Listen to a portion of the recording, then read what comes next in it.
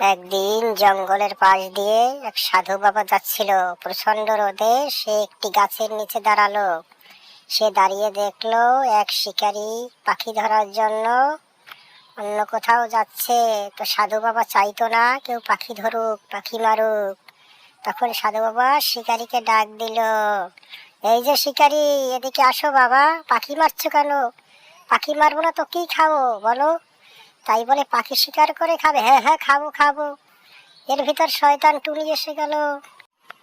এইসব সাধুদের কথা কখনো শুনবে না। হ্যাঁ হ্যাঁ, ঠিক বলেছে টুনি, এই সাধুর কথা শুনে আমার লাভ হবে না। শোনো, আমার কথা শোনো, পাখি মেরো না। পাখি মারা ভালো না, তোমরা হিংসে ছড়াও কেন?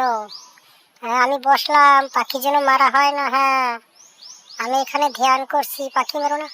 আরে মারো মারো, পাখি মারো তো, এই তো ফাঁদে এসেছে, তোমার ফাঁদে পাখি মারো। হ্যাঁ হ্যাঁ, টুনি এই ভালো বুদ্ধি দিয়েছে, টুনির কথাই শুনবো, আমি পাখিটা মারবো। আমি মানা করলাম সাধু হয়ে, তাও পাখির ফাঁদ পাতলো। দাঁড়াও, আমি পাখিদের তাড়িয়ে দিচ্ছি। তুমি কাজটা মোটেও ভালো করোনি। ভালো করেছে, ভালো করেছে। যাক পাখি, তুমি আমার পাখি উড়িয়ে দিলে সাধু বাবা, কাজটা কি ভালো হলো বলো? এখন আমি কি খাবো? আমি তো না খেয়ে থাকতে হবে আমায়। এই তো তুমি সাধুর পরামর্শ নিচ্ছ না, আমি টুনি বললে পরে তুমি শোনো না। সাধুকে মারো মারো। যাও দুষ্ট টুনি এখান থেকে, সব সময় মানুষকে কুপরামর্শ দিয়ে বেড়াও। যাও তো, মানুষকে ভালো পরামর্শ দাও। ভালো পরামর্শ কেন দেব, কেন দেব? তুমি ভালো না সাধু, তুমি ভালো না, এই সাধুকে মারো। হ্যাঁ হ্যাঁ, এই সাধু আমার ক্ষতি করেছে, আমার আজকের খাবার নষ্ট করে দিয়েছে। এই সাধুকে তো আমি ছাড়বো না। সাধু আমাকে না খাইয়ে মারবা?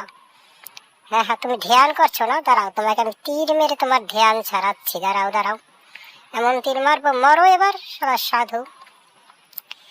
এই তোমার জন্য আমি জাদুর খাবার দিলাম, তুমি এটা বসে বসে খাও। এ কি করলে, আমায় তীর মারলে?